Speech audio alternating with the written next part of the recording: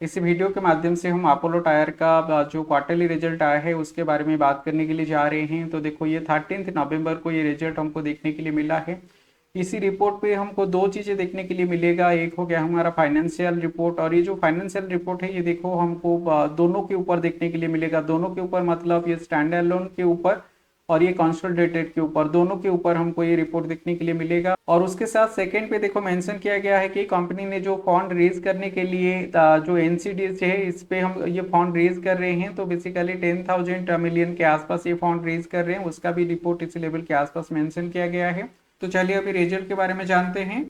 देखो यहाँ पे कंपनी का जो रिजल्ट मेंशन किया गया है, ये देखो कंसोलिडेटेड रिजल्ट पहले मैं आपके साथ शेयर करूंगा, उसके बाद मैंने स्टैंड अलोन रिजल्ट शेयर करूंगा। देखो ये कंसोलिडेटेड फाइनेंशियल रिजल्ट है। कंसोलिडेटेड फाइनेंशियल रिजल्ट क्या होता है, जो भी सारे एसोसिएट होते हैं उनका जो रिजल्ट है वो पेरेंट कंपनी के साथ मिलकर जो रिजल्ट आता है उसको कंसोलिडेटेड फाइनेंशियल रिजल्ट बोला जाता है।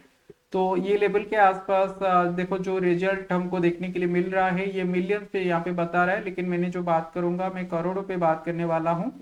तो देखो इसी लेवल के आसपास हमको फोकस जो करना है इसी सेक्शन के ऊपर करना है, 30 नवंबर के ऊपर।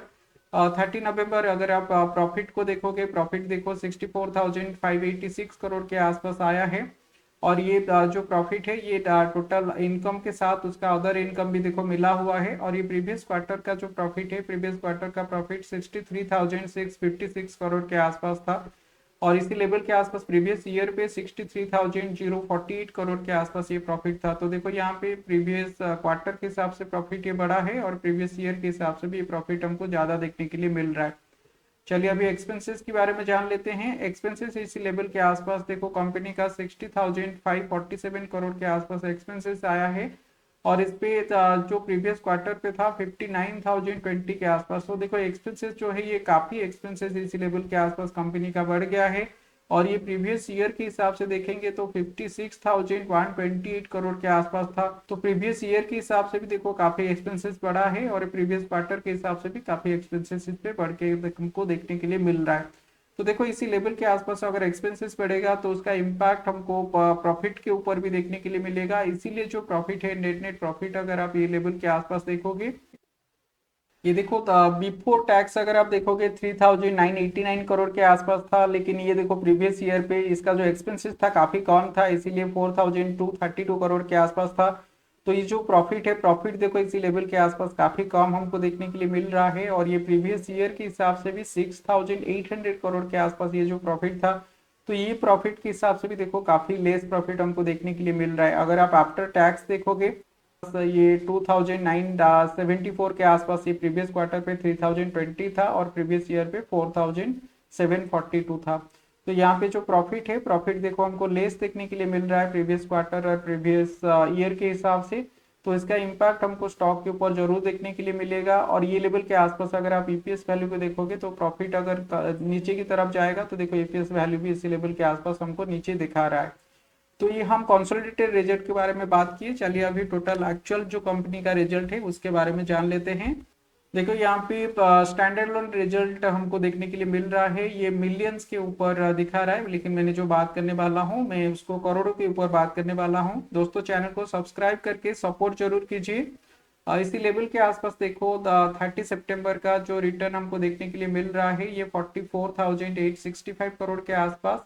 ये प्रीवियस क्वार्टर के हिसाब से जो प्रॉफिट आया है काफी लेस प्रॉफिट हमको देखने के लिए मिल रहा है, लेकिन प्रीवियस ईयर के प्रॉफिट के हिसाब से ये ऑलमोस्ट सेम सेम प्रॉफिट आया है, थोड़ा ज्यादा प्रॉफिट इसी लेवल के आसपास देखने के लिए मिल रहा है। तो प्रीवियस क्वार्टर के हिसाब से ये प्रॉफिट काफी लेस प्रॉफिट आया है। अगर आप एक्सपेंसेस की बात करोगे, ये खुद कंपनी का जो एक्सपेंसेस है प्रीवियस क्वार्टर का एक्सपेंसेस से ये देखो थोड़ा कम एक्सपेंसेस उस पर देखने के लिए मिल रहा है, लेकिन प्रीवियस ईयर के एक्सपेंसेस से ज्यादा एक्सपेंसेस इसके हमको देखने के लिए मिल रहा है। तो एक्सपेंसेस अगर बढ़ेगा उसका जो प्रॉफिट है, प्रॉफिट जेन्युइन ये नीचे की तरफ जाएगा। तो ये लेवल के आसपास अगर हम प्रॉफिट देखेंगे, देखो नेट नेट जो प्रॉफिट है इसी लेवल के आसपास 1,647 करोड़ के आसपास आया है, जो कि प्रीवियस क्वार्टर के हिसाब से जो प्रॉफिट था उस पर काफी लेस प्रॉफिट है, ऑलमोस्ट 10% के आसपास लेस प्रॉफिट इसी लेवल के आसपास देखने के लिए मिल रहा है। और ये प्रीवियस ईयर के हिसाब से जो प्रॉफिट था उससे 50% कम प्रॉफिट हमको देखने के लिए मिल रहा है। तो ये स्टॉक के ऊपर इम्पैक्ट जरूर आएगा, स्टॉक थोड़ा नीचे की तरफ जाना चाहिए, रिजल्ट उतना खराब आया है। ये लेवल के आसपास अगर हम ईपीएस को देखेंगे, ईपीएस भी देखो इसी लेवल के आसपास सेम चीजें इंडिकेशन कर रहा है, 3.02 से 3.59। आप लोग के पास ये अपोलो टायर का कितना स्टॉक है, एक बार कमेंट सेक्शन पे जरूर बताइएगा।